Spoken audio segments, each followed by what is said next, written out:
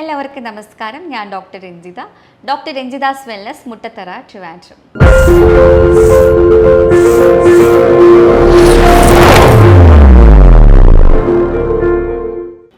ഇന്ന് നമുക്ക് varicose vein, അതുപോലെ വെരിക്കോസ് വെയിൻ എത്ര സ്റ്റേജസ് ഉണ്ട്, അത് നമുക്ക് വീട്ടിൽ തന്നെ ഇരുന്ന് കണ്ടുപിടിക്കാനുള്ള ടെക്നിക്സും അതുപോലെ എങ്ങനെ ഇത് പരിഹരിക്കാം എന്നുള്ളതിനെക്കുറിച്ച് പറയാം. ആദ്യം എന്താണ് വെരിക്കോസ് വെയിൻ എന്ന് നോക്കാം. നമ്മുടെ കാലുകളിലെ വെയിൻസ് അല്ലെങ്കിൽ സിരകൾ തടിച്ച് വീർത്ത് കാണപ്പെടുന്ന ഒരു അവസ്ഥയാണ് വെരിക്കോസ് വെയിൻ. കൂടുതലും പുരുഷന്മാരെ അപേക്ഷിച്ച് സ്ത്രീകളിലാണ് വെരിക്കോസ് വെയിൻ കൂടുതലായിട്ട് കണ്ടുവരുന്നത്. അപ്പോൾ നമുക്കറിയാം, നമ്മുടെ ശരീരത്തിൽ 2 തരത്തിലാണ് ബ്ലഡ് സർക്കുലേറ്റ് ചെയ്യപ്പെടുന്നത്. ഒന്ന് ആർട്ടറീസ് അല്ലെങ്കിൽ ധമനികൾ വഴിയും, മറ്റൊന്ന് വെയിൻസ് അല്ലെങ്കിൽ സിരകൾ വഴിയും. ആർട്ടറീസ് എന്ന് പറയുമ്പോൾ നമുക്കറിയാം, ശുദ്ധമായ രക്തം പമ്പ് ചെയ്ത് മറ്റ് ഓർഗൻസിലും അതുപോലെ കോശങ്ങളിലും എത്തിക്കുന്നു. ഇനി വെയിൻസ് ആവട്ടെ, അശുദ്ധമായ രക്തം കാലിൽ നിന്ന് മുകളിലോട്ട്, അതായത് താഴെ നിന്ന് മുകളിലോട്ട് പമ്പ് ചെയ്ത് ഹാർട്ടിലെത്തിക്കുന്നു. ക്ലിയർ ആയെന്ന് വിചാരിക്കുന്നു. അപ്പോൾ നമുക്ക് താഴെന്ന് മുകളിലോട്ട്, അതായത് കാലിൽ നിന്ന് മുകളിലോട്ട് ഇത് പമ്പ് ചെയ്ത് വിടണം എന്നുണ്ടെങ്കിൽ ഒരു പമ്പിങ് മെക്കാനിസം വേണമല്ലോ. അതിന് നമ്മളെ സഹായിക്കുന്നത് നമ്മുടെ കാഫ് മസിൽസ് ആണ്, അതായത് കാലിലെ വണ്ണയിലെ മസിൽസ്. അതിന് നമ്മൾ സോളിയസ് മസിൽസ് എന്ന് പറയും. അപ്പം നമ്മൾ നടക്കുമ്പോഴും ഓടുമ്പോഴും ഒക്കെ ഈ ഒരു സോളിയസ് മസിൽസ് കോൺട്രാക്ട് ചെയ്യുന്നതിൻ്റെ ഭാഗമായിട്ടാണ് ഈ ബ്ലഡ് പമ്പ് ചെയ്ത് മുകളിലോട്ട് കയറുന്നത്. അതിലൊരു ചെറിയ മെക്കാനിസം ഉണ്ട്, അത് ഞാൻ പറഞ്ഞുതരാം. നമ്മുടെ വെയിൻസ് അല്ലെങ്കിൽ സിരകൾക്കുള്ളിൽ വോൾവുകളുണ്ട്, അതായത് അടപ്പുകളുണ്ട്. അപ്പം നമ്മൾ എപ്പോഴാണോ ഈ നടക്കുമ്പോഴോ നമ്മൾ മൂവ്മെൻറ്റ്സ് ഒക്കെ നടക്കുമ്പോൾ ഈ ഒരു കാഫ് മസിൽസ്, അതായത് ഈ സോളിയസ് മസിൽസ് കോൺട്രാക്റ്റ് ആവും. ഈ കോൺട്രാക്റ്റ് ആവുന്ന സമയത്ത് ഈ വെയിൻസിൻ്റെ ഉള്ളിലെ വോൾവുകൾ, അതായത് അടപ്പുകൾ ഓപ്പൺ ആവും, ബ്ലഡ് പമ്പ് ചെയ്ത് മുകളിലോട്ട് വരും. ഈ കാഫ് മസിൽസ് റിലാക്സ് ആവുന്ന സമയത്ത് വോൾവ് ക്ലോസ് ആവും. അങ്ങനെയാണ് നമ്മൾക്ക് ഈ ബ്ലഡ് മുകളിലോട്ട് പമ്പ് ചെയ്ത് പോകുന്നത്.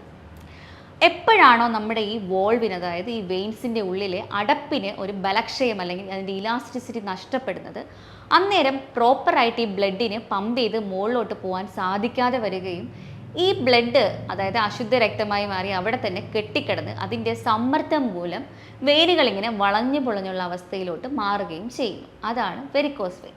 വ്യക്തമായി മനസ്സിലായെന്ന് വിചാരിക്കുന്നു. അപ്പോൾ നമുക്ക് ഈ വെരിക്കോസ് വെയിന് എത്ര സ്റ്റേജസ് ഉണ്ടെന്ന് നോക്കാം. പ്രധാനമായിട്ടും വെരിക്കോസ് വെയിന് 6 സ്റ്റേജസ് ആണുള്ളത്. അതിൽ ഒന്നാമത്തെ സ്റ്റേജിൽ നമ്മൾ കാലിൽ നോക്കുമ്പം ഈ തുടയിലും കാലിലുമൊക്കെ ചെറിയ രീതിയിൽ ഈ ചെലന്തി വലയുടെ ആകൃതിയിൽ വെയിൻസ് ഇങ്ങനെ വളഞ്ഞു പൊളഞ്ഞ രീതിയിൽ കാണപ്പെടും. അതിന് നമ്മൾ സ്പൈഡർ വെബ്സ് എന്ന് പറയും. ചിലർക്കൊക്കെ അത് പച്ച കളറിലും, ചിലർക്ക് ചെറിയ ലൈറ്റ് നീല കളറിലും ഒരു ചുമന്ന കളറിലും ഒക്കെ കാണപ്പെടും. ഇനി രണ്ടാമത്തെ സ്റ്റേജ് ആവുമ്പോൾ നമുക്ക് നല്ല വേദന വരിക. നമ്മൾ കുറച്ച് സമയം നിൽക്കുമ്പോഴൊക്കെ നമുക്ക് നല്ല കഴപ്പ്, തരിപ്പ്, ഇരിക്കണം എന്നുള്ളൊരു തോന്നലൊക്കെ അധികമായിട്ട് വരിക. പുകച്ചിൽ, നീറ്റൽ, ചെറിയ ചൊറിച്ചിലൊക്കെ നമുക്ക് വന്നു തുടങ്ങും, ബുദ്ധിമുട്ടുകൾ വന്നു തുടങ്ങും. ഇനി മൂന്നാമത്തെ സ്റ്റേജ് ആകുമ്പോൾ നമുക്ക് കാലിലൊരു വീക്കം വന്നു തുടങ്ങും. അതായത് നമ്മൾ കുറച്ച് സമയം നീട്ടിയിട്ടൊക്കെ കാലിരിക്കുമ്പോഴൊക്കെ നമ്മൾ കുറച്ച് സമയം കഴിഞ്ഞ് നോക്കുമ്പോൾ കാലിലൊരു വീക്കവും ഈ വെയിൻസിനൊക്കെ ഒരു സ്വെല്ലിങ്സ് ഒക്കെ വന്നു തുടങ്ങും. പിന്നെ നമ്മളത് റെസ്റ്റ് എടുക്കും, അതായത് കാലുകളൊക്കെ ഉയർത്തി വെച്ച് റെസ്റ്റ് എടുക്കുമ്പോൾ ആ നീര് വലിയുന്നതായിട്ട് നമുക്ക് കാണാൻ കഴിയും.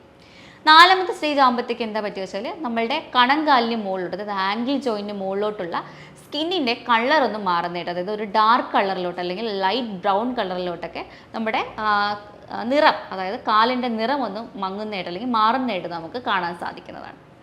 ഇനി അഞ്ചാമത്തെ സ്റ്റേജ് ആകുമ്പോൾ നമുക്ക് ചൊറിച്ചിൽ വരികയും ചെറിയ ചെറിയ അൾസറേഷൻസ്, അതായത് മെല്ലെ മെല്ലെ ഇത് ചൊറിഞ്ഞ് പൊട്ടാൻ തുടങ്ങുകയും ചെയ്യുന്നു. അതായത് അൾസറേഷൻസ് സ്റ്റാർട്ടായി എന്ന് പറയും.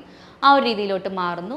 ബാക്കിയുള്ള ഞാൻ നേരത്തെ പറഞ്ഞില്ലേ, രണ്ടാമത്തെ സ്റ്റേജിലുണ്ടാകുന്ന സിംറ്റംസ് ഒക്കെ ഇപ്പോഴും നമുക്ക് കാണും. അതിനോടൊപ്പം ഈ അൾസറേഷൻസും വരും, മെല്ലെ മെല്ലെ പൊട്ടാനും തുടങ്ങും. അതുപോലെ ആറാമത്തെ സ്റ്റേജിലോട്ട് ആകുമ്പോഴത്തേക്കും നമ്മൾ ഇതൊരു വെരിക്കോസ് അൾസർ, അതായത് ഒരു ഉണങ്ങാൻ കഴിയാത്തത്ര ഒരു മുറിവായിട്ട് മാറുകയും ചെയ്യും. ഇനി ആർക്കൊക്കെയാണ് വെരിക്കോസ് വെയിൻ വരാനുള്ള സാധ്യത നോക്കുമ്പോൾ അമിതവണ്ണമുള്ളവർക്ക്, അതായത് ഒബിസിറ്റി ഉള്ളവർക്ക്, അതുപോലെ തന്നെ ചില പ്രഗ്നൻറ്റ് ലേഡീസിനൊക്കെ ഗർഭിണിയായിരിക്കുമ്പോൾ വരാറുണ്ട്. അത് ഗർഭാവസ്ഥ കഴിയുമ്പോഴത്തേക്ക് സാധാരണഗതിയിൽ മാറാറുണ്ട്. ചിലർക്ക് മാറത്തില്ല, അതിങ്ങനെ തന്നെ കണ്ടിന്യൂസ് ആയിട്ട് കാണാറുമുണ്ട്. ഇനി പാരമ്പര്യമുള്ളവർക്ക്, നമ്മളെ വീട്ടിൽ ആർക്കെങ്കിലും ഒക്കെ വെരിക്കോസ് വെയിൻ ഉണ്ടെങ്കിൽ അത് നമുക്ക് കിട്ടാനുള്ള സാധ്യതകൾ വളരെ കൂടുതലാണ്. ഓൾഡ് ഏജ് ആകുമ്പോൾ, അതായത് വയസ്സ് ആകുമ്പോൾ നമുക്ക് ഈ വോൾവിൻ്റെ ഇലാസ്റ്റിസിറ്റി നഷ്ടപ്പെടും. അതിനോടനുബന്ധിച്ച് നമുക്ക് ഇതുപോലെ വെരിക്കോസ് വെയിൻ കണ്ടുവരാറുണ്ട്. അപ്പോൾ ഇത് നമുക്ക് പരിഹരിക്കാനായിട്ട് നമുക്ക് എന്തൊക്കെ ചെയ്യാൻ പറ്റും എന്നുള്ളത് നോക്കാം. ഇതിൽ പ്രധാനമായിട്ട് നമുക്ക് അമിതവണ്ണം ഉണ്ടെങ്കിൽ നിങ്ങൾ അത് കുറയ്ക്കാൻ വേണ്ടിയിട്ട് ശ്രമിക്കുക. ഒരു കാർബോഹൈഡ്രേറ്റ്സ് ഒക്കെ കുറച്ചിട്ട് ഒരു ഡയറ്റൊക്കെ എടുത്ത് ചെയ്യേണ്ടതാണ്.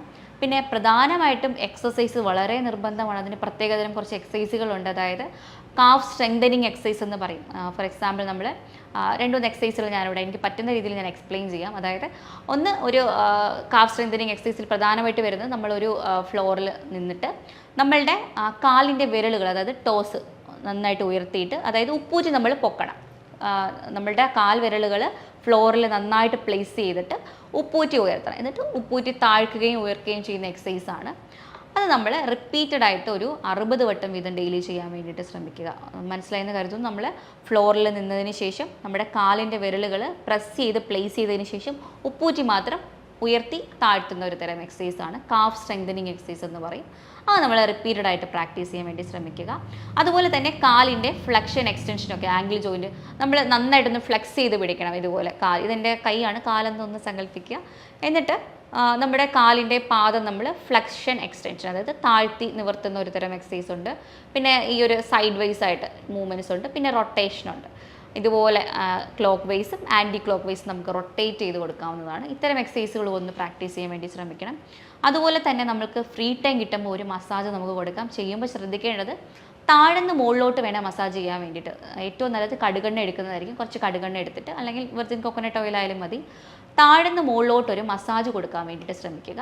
കുറച്ച് സമയം അങ്ങനെ ചെയ്യുമ്പോൾ ഈ കെട്ടിക്കിടക്കുന്ന ബ്ലഡ് മെല്ലെ മെല്ലെ, അതായത് ഈ പമ്പിങ് ആക്ഷൻ ഒന്നും ആവശ്യമില്ല, അല്ലാണ്ട് തന്നെ നമുക്ക് മെല്ലെ മെല്ലെ മുകളിലോട്ട് കൊണ്ടുപോകാൻ വേണ്ടി സാധിക്കും.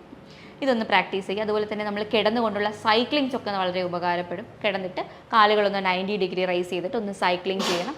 അത് ക്ലോക്ക് വൈസും ആൻറ്റി ക്ലോക്ക് വൈസും നമുക്ക് ചെയ്യാം.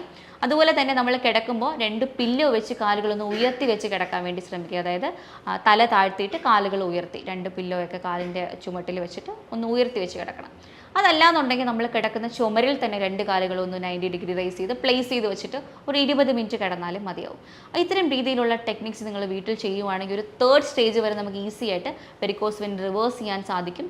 പിന്നെ വെരിക്കോസ് അൾസർ ഹീൽ ചെയ്യണമെന്നുണ്ടെങ്കിൽ അതിന് കറക്റ്റായിട്ടുള്ള ഹെർബൽ സപ്ലിമെൻറ്റ്സ് ഒക്കെ അവൈലബിൾ ആണ്. അത് കറക്റ്റായിട്ട് കഴിച്ചു കഴിഞ്ഞാൽ അൾസറേഷൻസ് ഒക്കെ ഹീൽ ചെയ്യാം. 6ാമത്തെ സ്റ്റേജിലും നമുക്ക് സ്കിൻ ഗ്രാഫ്റ്റിങ്ങും അതുപോലെ സ്ക്ലിയോതെറാപ്പിയുടെ ആവശ്യങ്ങളില്ലാതെ തന്നെ നമുക്ക് ഹീൽ ചെയ്തെടുക്കാനും സാധിക്കുന്നതാണ്. അപ്പോൾ ഞാൻ ഈ പറഞ്ഞ കാര്യങ്ങളൊന്നും ശ്രദ്ധിക്കണം.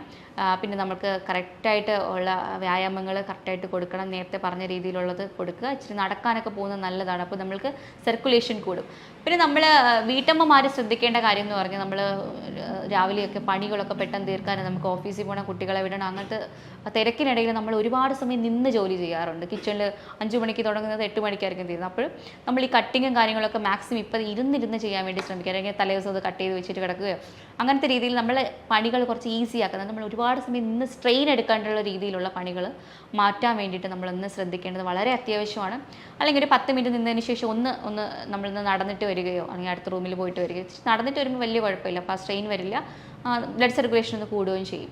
അതൊന്ന് വളരെയധികം ശ്രദ്ധിക്കേണ്ട കാര്യമാണ്. പിന്നെ ഓഫീസ് സ്റ്റാഫ്സ് ആയാലും അങ്ങനെ തന്നെ. 1/2 മണിക്കൂർ നിങ്ങൾ കാല് തൂക്കിയിട്ടിരിക്കുകയാണെങ്കിൽ ഒരു 2 മിനിറ്റ് നിങ്ങളൊന്ന് നടന്നിട്ട് ഇരിക്കുന്നത് വളരെയധികം ഗുണം ചെയ്യും.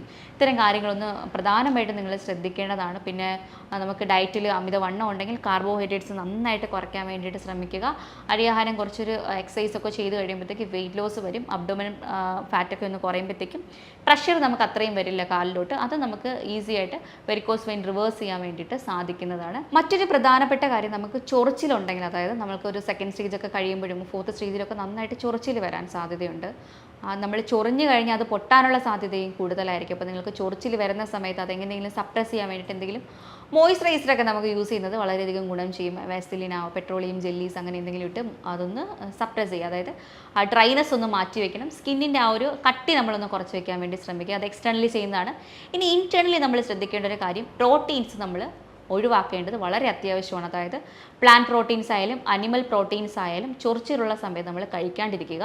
കാരണം നമ്മൾ ഇത് കഴിച്ചു കഴിഞ്ഞാൽ നമ്മുടെ ചൊറിച്ചിൽ വീണ്ടും കൂടാനുള്ള സാധ്യതയുണ്ട്. അതായത് പ്രധാനമായിട്ടും ഈ പ്ലാന്റ് പ്രോട്ടീൻസ് ഉണ്ടല്ലോ, കടലപ്പരിപ്പ്, പയറ് വർഗ്ഗങ്ങളും നട്ട്സും സീഡ്സൊക്കെ നന്നായിട്ട് കുറച്ചിട്ട് ചിക്കൻ, മീൻ, മുട്ടയുടെ ഉപയോഗവും ആ ഒരു ചൊറിച്ചിലുള്ള ദിവസങ്ങളിൽ മാത്രം കുറയ്ക്കണം. അല്ലാണ്ട് പെർമനൻ്റായിട്ട് വെരിക്കോസ് വെയിൻ ഉള്ളവർ കുറയ്ക്കാനല്ല ഞാൻ പറയുന്നത്.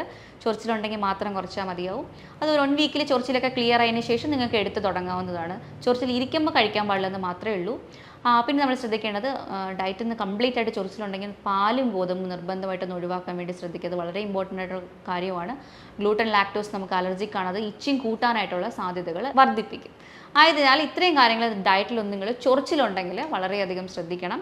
അത് മാത്രമല്ല ഈ മോയ്സ്ചറൈസറായിട്ട് നമുക്ക് അലോവേരയുടെ ജെല്ല് വേണമെങ്കിൽ അത് യൂസ് ചെയ്യുന്നത് നല്ലതായിരിക്കും. അല്ലെങ്കിൽ നേരത്തെ പറഞ്ഞ പോലെ വെർജിൻ കോക്കനട്ട് ഓയിലോ വാസലിനോ അങ്ങനെ എന്തെങ്കിലും നമുക്കൊന്ന് അപ്ലൈ ചെയ്ത് കൊടുക്കാൻ വേണ്ടിയിട്ട് ശ്രമിക്കുക. മാക്സിമം ചൊറിയാണ്ടിരിക്കാൻ വേണ്ടി ശ്രമിക്കണം. ആ സമയത്ത് നമ്മൾക്ക് ഞാൻ ഈ പറഞ്ഞ രീതിയിലുള്ള എക്സസൈസുകൾ പ്രാക്ടീസ് ചെയ്യുന്ന നല്ല രീതിക്ക് ഗുണം ചെയ്യും. നിങ്ങളത് വീട്ടിൽ തന്നെ ചെയ്യാൻ ശ്രമിക്കുക.